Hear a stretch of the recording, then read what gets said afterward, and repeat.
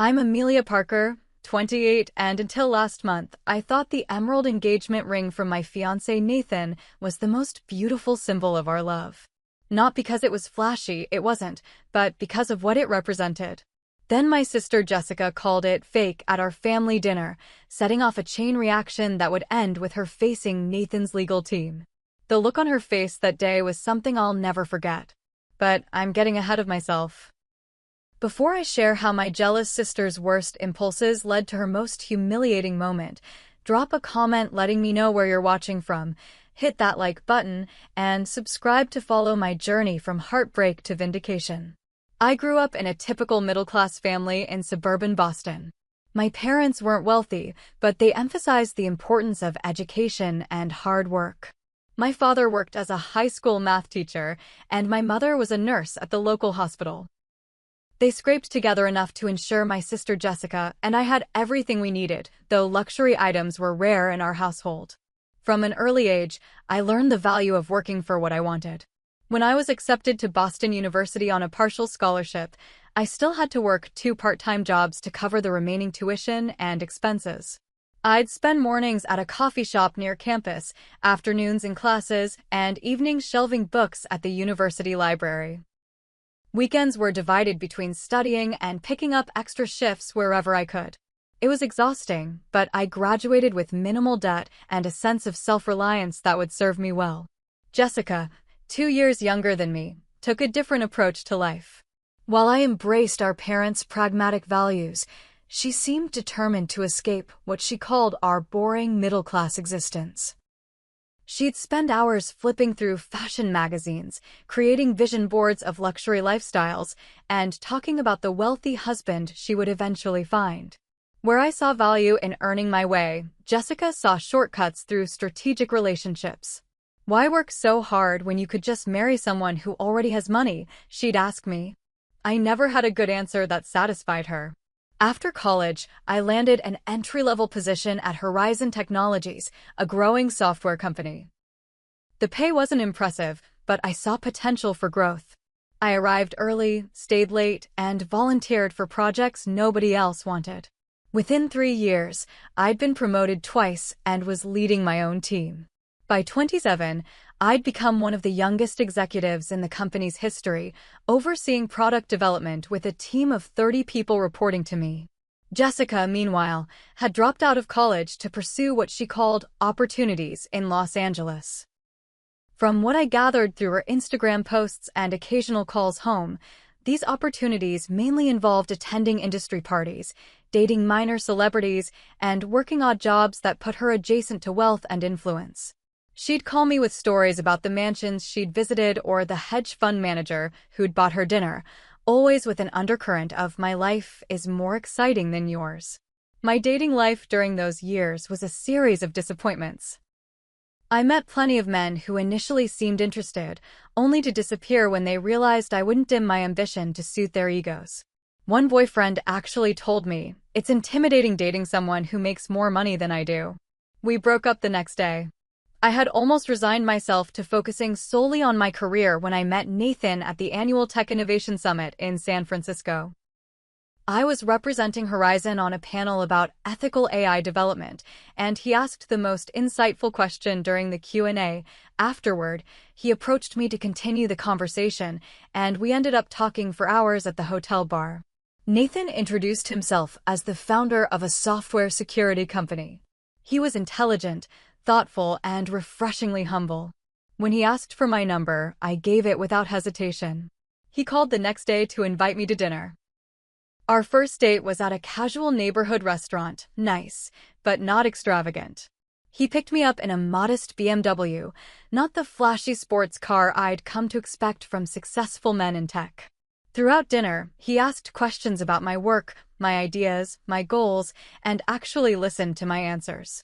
He spoke passionately about his own projects, but never in a way that felt like bragging. For our second date, we visited a small art gallery featuring local artists, followed by coffee at a hole-in-the-wall cafe he loved. For our third, we hiked a trail overlooking the city and had a picnic with food he'd prepared himself. Each time we met, I found myself more drawn to his genuine nature and the way he seemed completely comfortable in his own skin.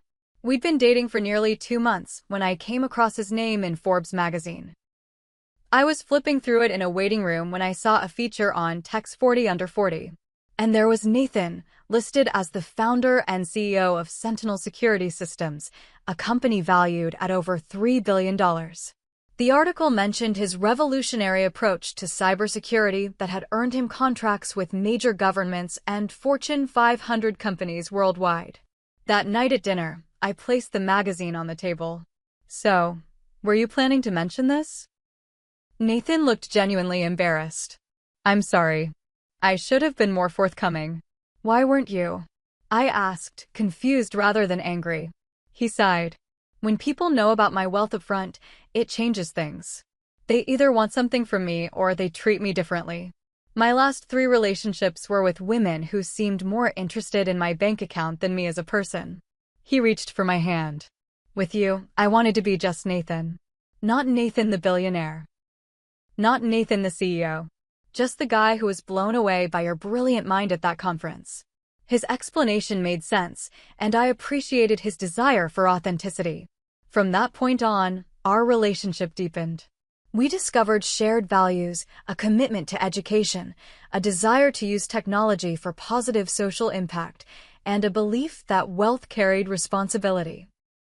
We debated ethics, shared books that had shaped our thinking, and challenged each other intellectually in ways I'd never experienced with previous partners. Nathan gradually introduced me to more aspects of his life: his sprawling but tasteful home in the hills, his foundation that funded technology education for underprivileged children, his small circle of trusted friends. I introduced him to my parents, who were initially starstruck but quickly came to appreciate him for his kindness and the obvious care he showed me. The only person I hadn't introduced him to was Jessica. Somehow, I knew that meeting would be complicated. Jessica had always measured her self-worth against mine, and the thought of telling her I was dating someone like Nathan filled me with a strange anxiety. But as our relationship grew more serious, I knew that introduction was inevitable. After 8 months together, Nathan began dropping hints about our future. He asked questions about where I saw myself in 5 years, what kind of home I'd want to live in, whether I'd consider relocating if the right opportunity came along. I sensed something significant was on the horizon, but I tried not to get ahead of myself. The proposal came on the anniversary of our first meeting. Nathan suggested we attend the same tech conference where we'd met, claiming he wanted to support a colleague who was speaking. I agreed, thinking nothing of it. During a break between sessions, he guided me to the now empty conference room where we'd first encountered each other. I was confused until I saw the transformation. The room had been decorated with subtle string lights, and where the panel table had been stood a small round table set for 2, with the same wine we'd shared on our first date. "What is this?" I asked, though my racing heart already knew. "This is where my life changed," Nathan said, taking my hands. "Right here, when you challenged that speaker about privacy concerns and then offered that brilliant alternative approach. I knew then that you were exceptional." He led me to the table and we sat down. As we sipped the wine, he shared memories from our months together, specific conversations we'd had, challenges we'd overcome, moments when he'd realized the depth of his feelings for me. Then he reached into his pocket and produced a small velvet box. My breath caught. "Amelia, I've known successful people who are empty inside, and I've known people of modest means who are rich in everything that matters. You've shown me that true partnership isn't about what someone can give you, but who they inspire you to become." He opened the box, revealing a ring that surprised me. Rather than the massive diamond I might have expected from someone of his wealth, the ring featured a vintage emerald setting. The stone was modest in size, but had an unusual depth of color, set in what appeared to be antique gold with tiny accent diamonds. "This was my grandmother's," he explained, his voice soft with emotion. "She wore it through World War II, through losing everything and rebuilding her life.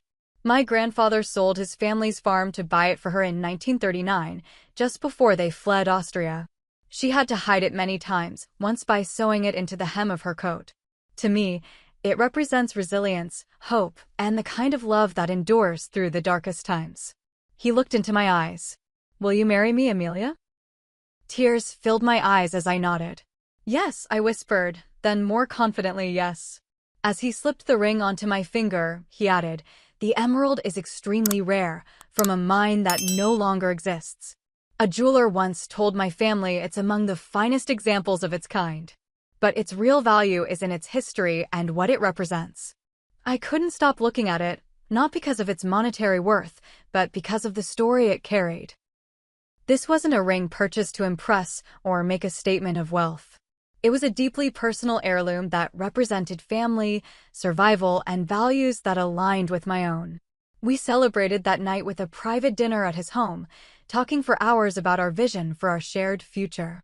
We decided to tell our families right away, though I felt that familiar pang of anxiety when thinking about Jessica's reaction. My parents were overjoyed when we called them with the news. My mother cried happy tears, and my father, usually so reserved, told Nathan he couldn't have wished for a better partner for his daughter. They immediately invited us for dinner the following weekend. "Should we invite Jessica?" my mother asked tentatively, aware of the complicated dynamics between us. "Of course," I said, wanting to include my only sibling in this important moment. "I'll call her myself." Jessica answered on the fourth ring. "Hey sis, what's up?"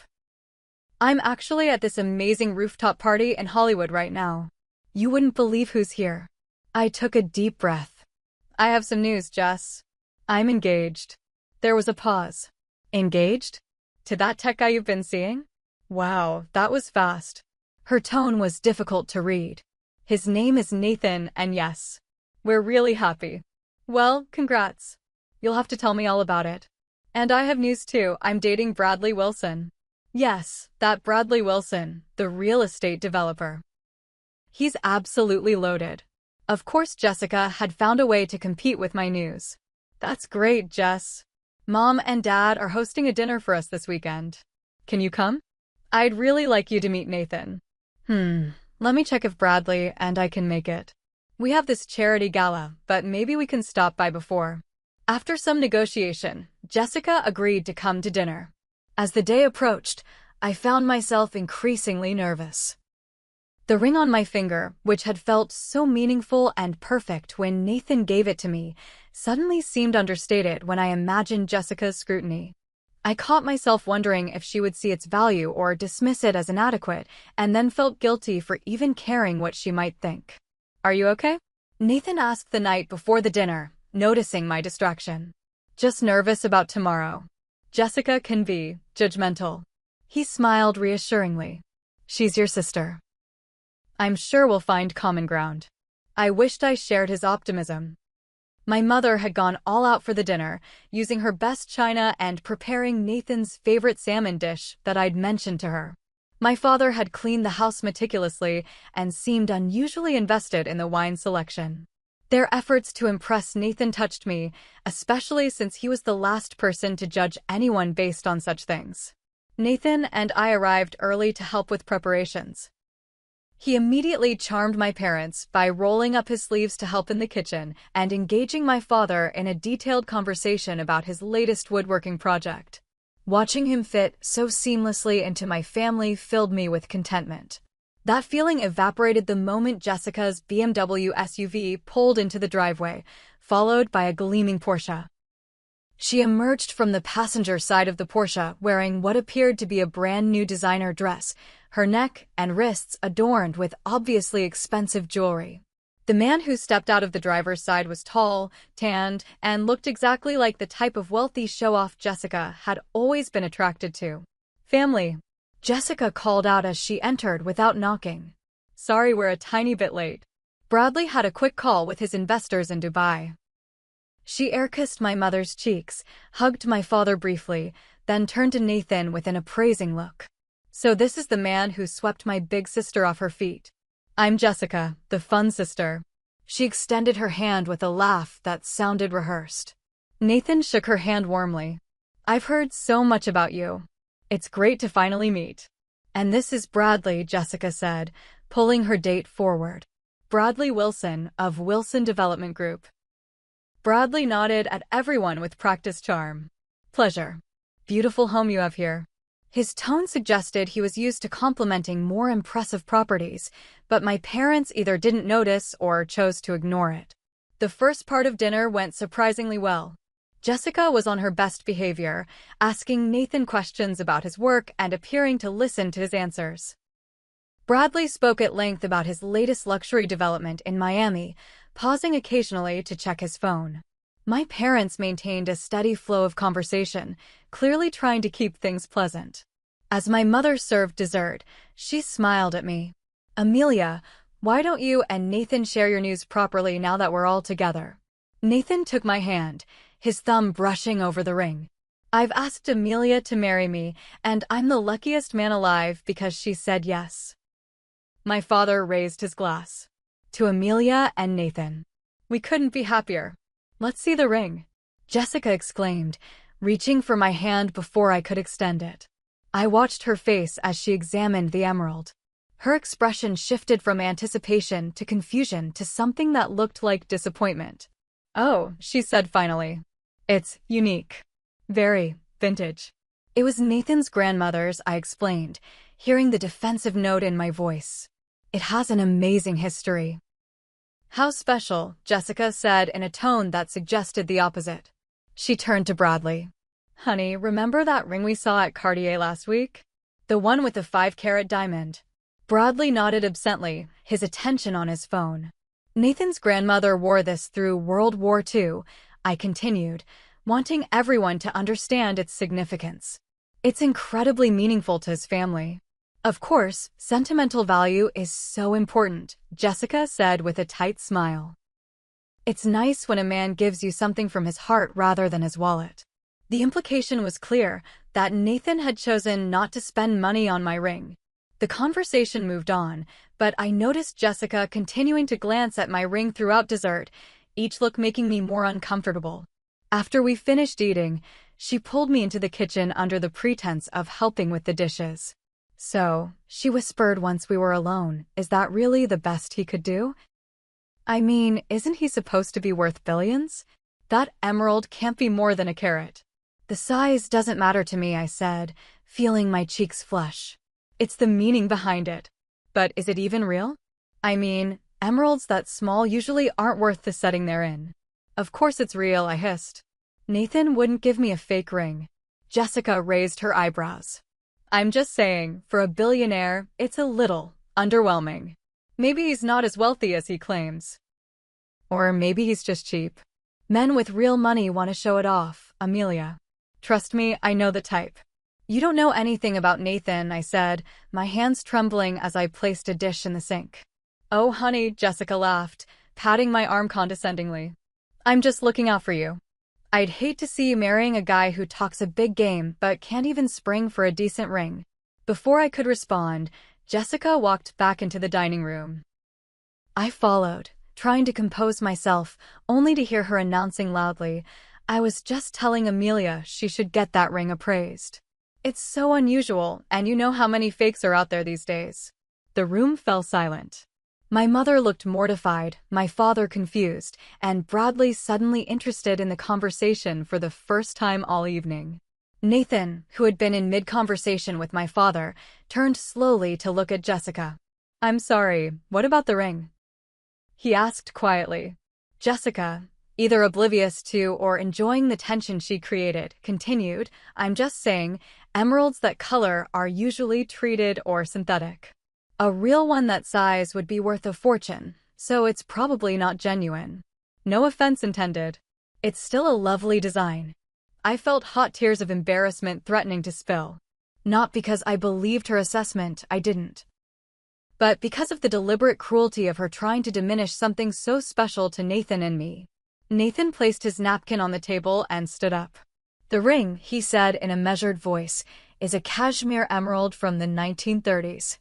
The mine it came from closed in 1934 and produced some of the most valuable emeralds in the world. My grandfather purchased it from a jeweler in Vienna who specialized in rare gemstones." Jessica's smile faltered slightly. "Well, it's just that it looks so simple."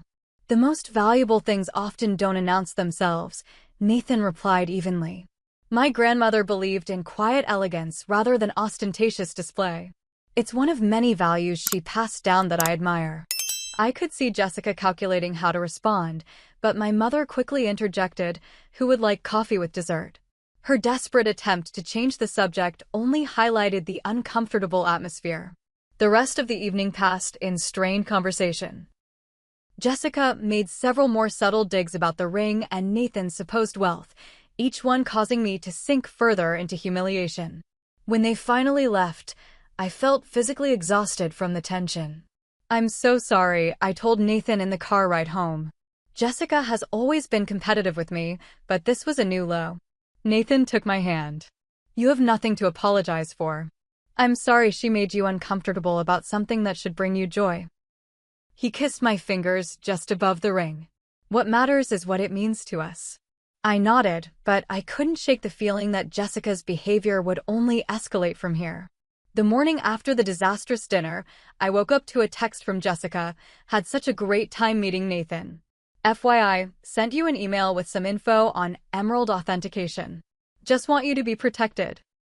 Hugs and kisses. When I checked my email, I found links to articles with titles like "How to Spot Fake Emeralds" and "Why Men Give Fake Gemstones."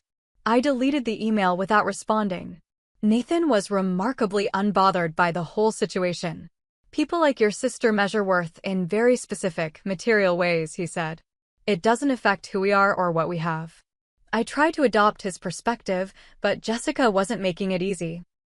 Within days, she'd posted several not-so-subtle Instagram stories featuring close-ups of her own jewelry collection with captions like, "Real recognizes real," and "When he loves you enough to get the best."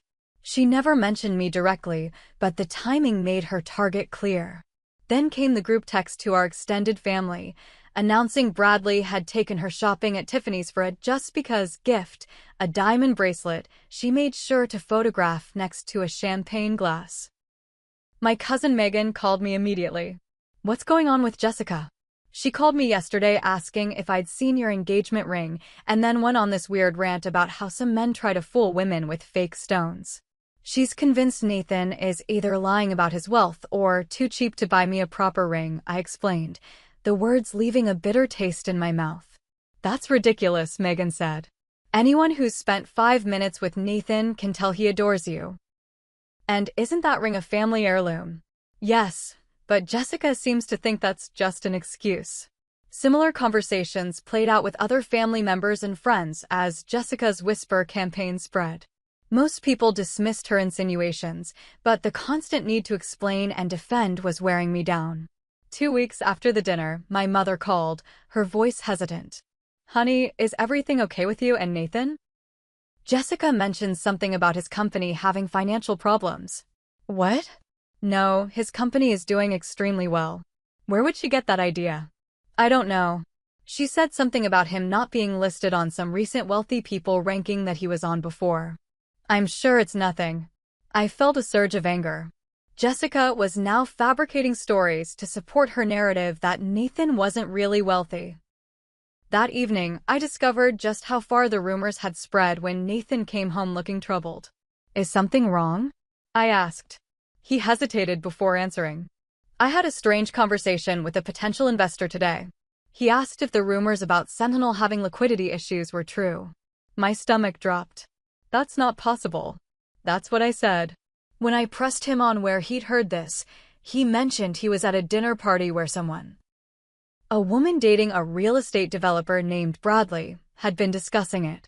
The realization that Jessica's petty jealousy was now potentially affecting Nathan's business relationships pushed me from hurt to furious. "I'll talk to her," I promised.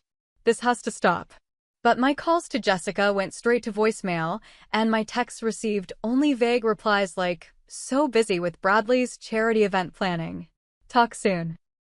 The final straw came a week later when we were planning our engagement party. Nathan had suggested a rooftop garden at one of San Francisco's historic hotels, elegant but not flashy, with stunning views of the bay. As we were finalizing the guest list, I reluctantly brought up Jessica. "We should probably invite her," I said. Not inviting her would just create more drama. It's your call, Nathan said. But I think you're right. Jessica not only RSVP'd immediately, but called to ask if she could bring Bradley and a few close friends to celebrate properly. Sensing trouble but wanting to keep the peace, I agreed to the additional guests. The day before the engagement party, I received a family-wide email from Jessica with the subject line concerned about Amelia. The message read, "Dear family, I've been hesitant to share this, but as Amelia's sister, I feel responsible for looking out for her best interests. I've had Nathan's family heirloom ring looked at by my friend Thomas, who owns Wilson Jewelers, no relation to Bradley. Based on the photos I provided, Thomas believes the emerald is most likely a treated stone worth a fraction of what a genuine cashmere emerald would be worth. I'm attaching his assessment and some educational links about gemstone fraud. I'm concerned that Nathan may not be forthcoming about his financial situation or his intentions. Please don't mention this to Amelia yet. I'll be addressing it with her privately after speaking with Bradley's lawyer friend about potential recourse. I just want to protect my sister from potential heartbreak or embarrassment.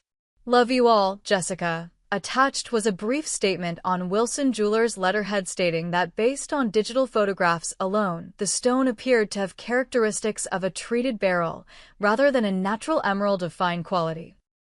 I forwarded the email to Nathan without comment, my hands shaking with rage and humiliation. He called me immediately. "I just saw it," he said, his voice more serious than I'd ever heard it. "Amelia, this has gone beyond family drama. She's making false statements that could constitute defamation. What should we do?" I asked, fighting back tears. There was a brief silence before Nathan replied, "I think it's time to address this directly. Can you come to my office? I'd like you to meet with Caroline from my legal team." As I drove to Sentinel's headquarters, I wondered how our engagement, which should have been one of the happiest times in our lives, had become so overshadowed by my sister's jealousy and spite. Part of me still couldn't believe she would go this far just because she couldn't stand to see me happy. The engagement party was held at the Belvedere Gardens, a stunning rooftop venue with panoramic views of San Francisco Bay. Nathan had arranged for subtle but elegant decorations, white orchids, soft lighting, and comfortable seating areas where guests could mingle. A string quartet played quietly in one corner, and servers circulated with champagne and hors d'oeuvres. As our friends and family began to arrive, I tried to focus on the joy of the occasion rather than my anxiety about Jessica's attendance. Nathan stayed close by my side, his calm presence keeping me grounded. "Remember what Caroline said," he murmured, squeezing my hand gently. "Don't engage unless necessary. Let them make the first move." Caroline Pierce, the head of Nathan's legal team, had spent 2 hours with us the previous day, outlining a strategy for handling Jessica's escalating behavior. The cool, composed attorney had laid out various scenarios and recommended responses, all while compiling a folder of Jessica's emails, texts, and social media posts. "Documentation is crucial," she had explained. "What your sister is doing could constitute defamation, especially since it's now affecting Nathan's business relationships." I nodded, scanning the growing crowd for any sign of Jessica. An hour into the party, just as I was beginning to hope she might not show up at all, I spotted her entering with Bradley. She was wearing a red dress that seemed deliberately chosen to stand out among the more subdued cocktail attire of the other guests. Around her neck gleamed a diamond pendant that caught the light with every movement. Bradley, beside her, looked uncomfortable, his eyes darting around as if assessing the wealth of everyone in the room. Behind them came 2 couples I didn't recognize, presumably the close friends Jessica had mentioned. I took a deep breath and moved to greet them, Nathan at my side. "Jessica, Bradley, welcome," I said, summoning a smile. "Thank you for coming." Jessica air-kissed my cheek. "Of course we came. I wouldn't miss my sister's engagement party." Her gaze swept over the venue. "It's cozy. Very understated." Bradley nodded stiffly. "Congratulations." Jessica introduced her friends, a jewelry designer named Melanie and her husband, and a couple who apparently worked in luxury real estate with Bradley. They offered polite congratulations before quickly heading toward the bar. "Let me see how that ring looks today," Jessica said, grabbing my hand without waiting for permission. She made a show of examining it under the light. "Still so unique. Don't you think it's unique, Bradley?" Bradley, who seemed increasingly uncomfortable, muttered something noncommittal. "You know," Jessica continued, her voice rising just enough to attract the attention of nearby guests, "I was telling Bradley that vintage jewelry can be so tricky. So many reproductions out there these days. I'm sure Nathan verified its authenticity though, right?" The moment had arrived sooner than I expected. I looked at Nathan, who gave me a subtle nod. "Actually, Jessica," I said, keeping my voice level, "I received your email yesterday. The one you sent to our entire family questioning the authenticity of my ring and Nathan's character." Jessica's eyes widened slightly, but she recovered quickly. "I was just concerned for you, Amelia." "As your sister, if you're concerned," Nathan interjected smoothly, "perhaps you'd like to meet some of our other guests." He gestured toward a small group of people standing nearby, 3 men and a woman in sharp business attire who had been quietly observing our interaction. "Jessica, this is Caroline Pierce, the head of my legal team. And these are her colleagues from Pierce, Goldstein, and Shaw." Caroline stepped forward, extending her hand with a professional smile. "Ms. Parker, we've heard so much about you.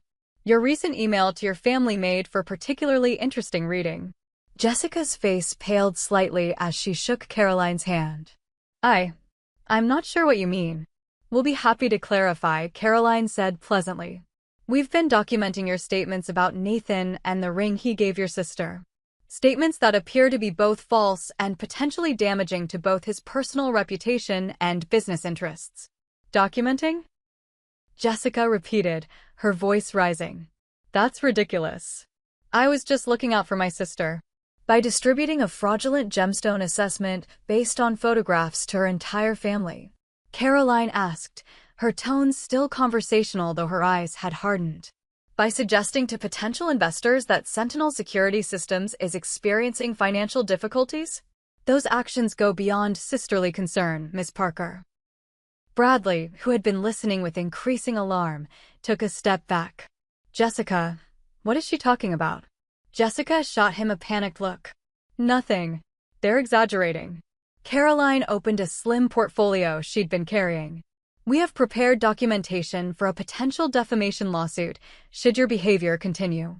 But first, perhaps you'd be interested in the actual provenance of Amelia's ring?" Without waiting for a response, she handed Jessica a document bearing the letterhead of Griffin and Sons, one of the world's most respected jewelry appraisers. "This is the most recent authentication and appraisal of the ring, completed last year for insurance purposes," Caroline explained. "As you can see, it confirms that the emerald is indeed a natural, untreated cashmere specimen of exceptional quality. The appraised value is noted on page 3. Jessica's hands trembled slightly as she turned to the 3rd page. Her eyes widened, and she quickly tried to hand the document back. "The ring is insured for $2.7 million, Caroline continued, loud enough for those nearby to hear. "It is considered museum quality due to both its gemological properties and its historical significance. The Austrian noble family that originally owned it has documented its provenance back to 1843. A small crowd had gathered around us now, including Jessica's friends and several of our family members. Jessica's face had gone from pale to bright red. "There must be some mistake," she stammered. "My friend Thomas said," Yes, Thomas Wilson," Caroline interrupted. "We spoke with him this morning. He was quite distressed to learn that you had distributed what appeared to be his professional assessment. He confirmed that he never physically examined the ring and explicitly told you that no reputable jeweler would authenticate a stone based solely on photographs. He has provided us with a signed statement to that effect." Bradley was now staring at Jessica with a mixture of embarrassment and anger. "You told me your jeweler friend had seen the ring in person. You said he was certain it was fake." I thought he meant." Jessica was floundering, looking desperately around the circle of observers. "Ms. Parker," Caroline continued relentlessly, "we are prepared to pursue legal action for defamation, both on personal and business grounds. The estimated damages to Sentinel security systems alone, based on the investor who withdrew interest after hearing rumors from you, could exceed $5 million. $5 million. Bradley repeated, now taking another step away from Jessica. Jessica, what the hell did you do? Jessica turned to me, tears forming in her eyes. Amelia, this is ridiculous. I'm your sister. I was just concerned about you. I looked at her steadily. No, Jessica. You were trying to hurt me. You couldn't stand that I found someone who loves me for who I am rather than what I have. You couldn't bear that I got the kind of relationship you've always claimed to want. That's not true. I didn't think it made sense that a billionaire would give you such a small ring unless something was wrong. The only thing wrong, Nathan said quietly, was the assumption that worth is measured by ostentation rather than meaning. Jessica looked around at the circle of faces, some sympathetic, others disapproving, but all clearly aware of what she had done. Her friends were edging away, clearly not wanting to be associated with the scene. Bradley was already halfway across the room, deep in conversation with someone else. I need to go, Jessica whispered, tears now flowing freely. She turned and hurried toward the exit, fumbling with her purse, her carefully constructed image of sophistication completely shattered. As she disappeared through the door, Caroline closed her portfolio. Well, I think that went about as expected. Nathan turned to the gathered guests. Please, everyone, continue enjoying the party. The night is about celebrating love, not dwelling on misunderstandings. As the crowd dispersed, Nathan put his arm around me. Are you okay? I nodded, though I felt a complex mix of emotions: relief that Jessica's campaign had been stopped, sadness that my own sister had been willing to go so far to hurt me, and lingering anger at the weeks of stress she'd caused. I think I need a moment, I said. Nathan nodded understanding, and I made my way to a quiet corner of the rooftop garden. Looking out over the twinkling lights of San Francisco, I tried to process what had just happened. Jessica had always been competitive, but I'd never imagined she would risk legal consequences just to undermine my happiness. What kind of emptiness must she feel to go to such lengths? My thoughts were interrupted by my parents, who approached hesitantly. Amelia, my mother said, her eyes sad. We're so sorry. We had no idea Jessica was doing all this. We should have seen it, my father added. The signs have been there since you were children. Jessica always had to have what you had, be better than you at everything. It's not your fault, I assured them. But we never addressed it, my mother insisted. We thought it was normal sibling rivalry, but it was more than that. She's been competing with you her entire life, and we never helped her find her own path. We talked for a while longer, my parents sharing insights about Jessica's childhood behaviors that now seemed like clear warning signs: her distress when I received praise, her need to diminish my accomplishments, her increasing focus on material possessions as markers of success. Eventually, Nathan came to check on me, and together we rejoined the party. Despite the dramatic confrontation, the celebration continued successfully, with many guests later telling us it was one of the most memorable engagement parties they'd ever attended, though perhaps not for the reasons we'd originally intended. As the evening wound down, Caroline approached us one last time. I don't think she'll continue her campaign after tonight, but we'll monitor the situation. If you prefer to move forward with legal action regardless, we can discuss that next week. What do you think? Nathan asked me. I sighed. Let's wait and see. She's still my sister, despite everything. Caroline nodded. For what it's worth, I think that's the right call. Sometimes the possibility of consequences is enough to change behavior. As the last guests departed and we prepared to leave ourselves, I looked down at the ring on my finger, the ring that had become the unexpected catalyst for so much drama. In the soft evening light, the emerald seemed to glow with an inner fire, a reminder that true value isn't always visible on the surface. Jessica's hasty exit from our engagement party created the kind of spectacle she typically orchestrated for others, not herself. Bradley had not followed her out, instead remaining at the party for another hour, apologizing to Nathan and me before leaving with one of Jessica's friends, the jewelry designer Melanie. The days following the party were strangely quiet. Jessica, usually hyperactive on social media, posted nothing. Her Instagram, typically updated multiple times daily with glamorous photos and location tags at exclusive venues, remained frozen on a post from the morning of our engagement party. A close-up of her manicure with my parents' house barely visible in the background. "Do you think she's okay?" I asked Nathan the third day after the confrontation. Despite everything, I couldn't help worrying about my sister. "I expect she's taking some time to reflect," he said. Caroline can be quite persuasive about the seriousness of potential legal consequences. Later that day, my mother called. "Have you heard from Jessica?" she asked without preamble. "No, not since she left the party." "Why?" "She's not answering our calls either. I drove by her apartment yesterday, but her car wasn't there." The hint of worry in my mother's voice triggered my own concern. For all her flaws, Jessica was still family. "I'll try reaching out to her, I promised." My text to Jessica was simple: "Just checking that you're okay. Let me know if you want to talk." Hours passed with no response. I was about to call Bradley, despite my reluctance to speak with him, when my phone finally chimed with a message from Jessica. "I'm fine. Staying at a hotel for a few days. Need space." At least she was safe. I relayed the information to my parents, who seemed relieved if still concerned. A week after the party, Nathan received an unexpected update from Caroline. "Bradley Wilson called the office this morning," she informed us over speakerphone. "He wanted to make it clear that he had no knowledge of Jessica's actions regarding the ring or the company rumors, and that they are no longer seeing each other." "He broke up with her?" I asked, surprised despite myself. Jessica was usually the one who ended relationships, typically when she spotted a more advantageous prospect. According to him, yes.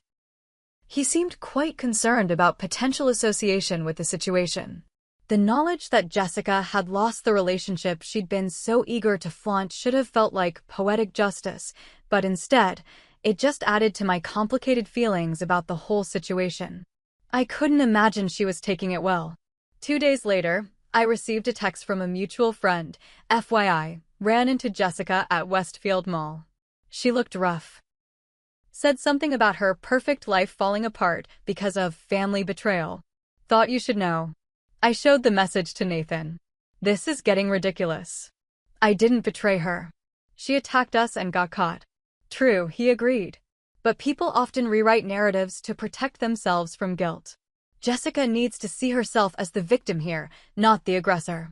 Nathan's insight made sense, but it didn't lessen my frustration. The next family Sunday dinner was approaching, and my mother had already called twice asking if I thought Jessica would attend and whether it would be terribly awkward if she did. "You should go without me," Nathan suggested when I shared my mother's concerns. "It might be easier for Jessica to show up if she doesn't have to face both of us." "You shouldn't have to miss family dinner because of her behavior," I protested. "I don't mind. I have some foundation work to catch up on anyway. Family healing is more important right now." So I attended dinner alone, only to find that Jessica didn't show up after all. My parents were visibly disappointed, though they tried to hide it. Throughout the meal, they carefully avoided mentioning Jessica or the engagement party confrontation, creating awkward pauses in the conversation whenever we approached adjacent topics. As I was helping clear the table, my father finally broke the silence. "Your mother and I have been talking," he said hesitantly. "About Jessica and you." I braced myself. "What about us?" "We've been looking back, trying to understand how things got to this point." He set down the plates he was carrying and rubbed his forehead. "I think we may have unintentionally contributed to Jessica's competitiveness with you." My mother joined us, nodding in agreement. "You were always so self-sufficient, Amelia. You did well in school without our pushing, you got scholarships, you built your career through hard work. We were so proud, but maybe we praised you in ways that made Jessica feel she couldn't measure up," my father finished. "And instead of helping her find her own path, we just kept holding you up as the example." I leaned against the counter, considering their words. There was some truth to them. Jessica had grown up hearing, "Why can't you be more like your sister?" more times than I could count. That might be part of it, I acknowledged. But we're adults now. She's responsible for her own actions. Of course, my mother said quickly. What she did was wrong. But understanding why might help us move forward.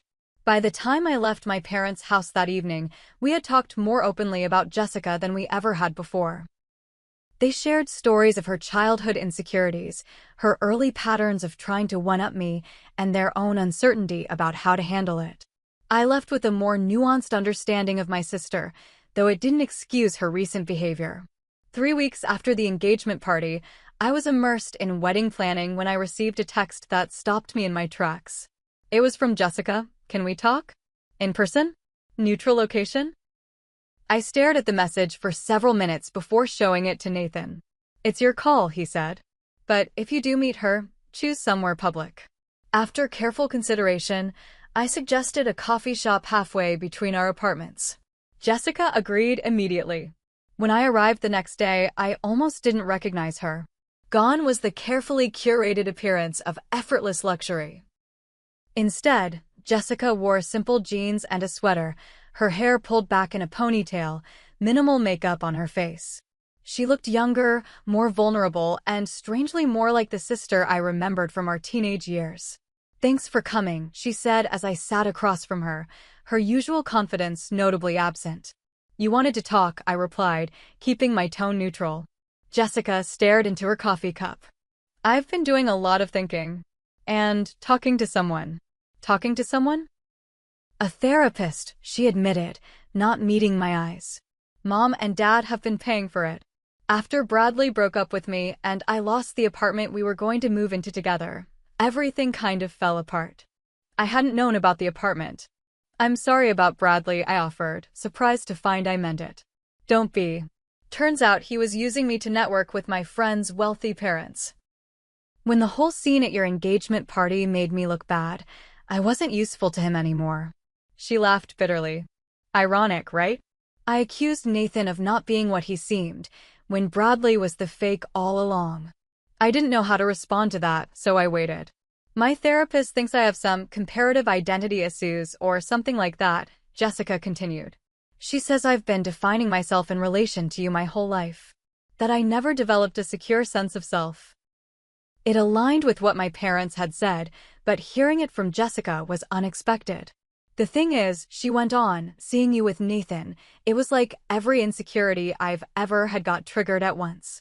You found this genuinely good guy who loves you for your brain and your heart, not what you look like or what you can do for him. And he happens to be wealthy on top of it all. It felt like you'd won some cosmic lottery that I'd been desperately trying to rig in my favor for years. It wasn't a competition, Jess, I said softly. I know that. Now. She finally looked up at me, her eyes red-rimmed. I'm not asking you to forgive me. What I did was terrible. I was jealous and petty and cruel. I'm just hoping that maybe someday we could try to have a different kind of relationship. One where I'm not constantly trying to one-up you or tear you down. It wasn't a perfect apology. She hadn't explicitly said, I'm sorry, or fully acknowledged the extent of the harm she'd caused. But it was more self-awareness than I'd ever seen from my sister, and that counted for something. It would take time, I said honestly. And trust needs to be rebuilt. Jessica nodded quickly. I know. I'm not expecting anything overnight. I just didn't want to lose my sister completely. We talked for another hour, Jessica more open than she'd been in years. She shared how her carefully constructed facade of success had been largely illusory. The designer clothes bought on credit cards, the access to exclusive events gained through questionable friendships, the constant anxiety of maintaining appearances. She was drowning in debt and had been counting on marriage to Bradley to solve her financial problems. I'm moving back home with Mom and Dad for a while, she admitted. I need to get my finances in order. Maybe finish my degree finally. When we parted, we didn't hug, but there was a tentative warmth between us that had been absent for years. It wasn't reconciliation, not yet, but it was a beginning. Over the following months, as Nathan and I planned our wedding, Jessica maintained a respectful distance while making small efforts to rebuild trust. She sent a handwritten apology note to Nathan. She attended family dinners without making scenes. She even offered to help with wedding preparations in modest ways that didn't put her at the center of attention. Do you think she's really changed? Nathan asked after Jessica had dropped off some wedding magazine clippings that actually aligned with our taste. I think she's trying, I replied. And that's something I wouldn't have believed possible a few months ago. 6 months after the confrontation at our engagement party, I stood in a dressing room at the historic Fairmont Hotel, where our wedding would take place in just 2 hours. My mother was adjusting my veil while my friend Megan made last-minute touches to my makeup. The florist just finished setting up, Megan reported, checking her phone. Everything looks gorgeous. There was a soft knock at the door, and Jessica's voice called, "Can I come in?" My mother glanced at me questioningly. Jessica had been invited to be a bridesmaid, a decision I'd made after months of her consistent efforts to rebuild our relationship, but I'd half expected her to find some way to draw attention to herself today. "Come in," I called. Jessica entered, already dressed in the sage green bridesmaid dress we'd selected. Her hair and makeup were exactly as we'd planned with the stylists, elegant but not overshadowing the bride. Most surprisingly, she wore minimal jewelry. Small pearl earrings and a simple bracelet. "Wow," she said softly, seeing me in my dress for the first time. "Amelia, you look absolutely beautiful." The sincerity in her voice brought unexpected tears to my eyes. "Thank you. Can I have a moment alone with Amelia?" Jessica asked my mother and Megan, who exchanged glances before nodding and stepping out. When the door closed, Jessica took a deep breath. "I wanted to give you something. It's not much, but..." She handed me a small wrapped package. Inside was a delicate embroidered handkerchief with my new initials in blue thread. "Something blue for the wedding," Jessica explained. "I made it myself. I've been taking a needlework class as part of my therapy, something about mindfulness and creating rather than acquiring." I ran my fingers over the neat stitches, touched by the personal effort. "You made this?" Jessica nodded, looking both proud and embarrassed. "It's my first completed project." The teacher said I have a natural eye for detail. "It's beautiful, Jess." "Thank you." She hesitated, then added, "I also wanted to say something about your ring." My hand instinctively went to the emerald on my finger, still a source of occasional anxiety when Jessica was around. "I was wrong about it," she said simply. Not just factually wrong about its value, but wrong about what makes something valuable. I was so caught up in appearances that I couldn't see what was right in front of me. "Your ring is beautiful because of what it represents, a love that's survived hardship and remained true. That's worth more than any diamond Bradley could have bought to show off his status." I couldn't speak for a moment, overwhelmed by this unexpected validation from the person whose criticism had once hurt so deeply. "Thank you for saying that," I managed finally. "It means a lot coming from you." Jessica smiled, a genuine smile without the competitive edge I'd grown used to seeing. "Nathan's a good man. I'm happy for you both. Really." As she turned to leave, I called, "Jess? I'm proud of the work you're doing. On yourself, I mean." Her eyes brightened with unshed tears. "Thanks. It's harder than I expected, but better too."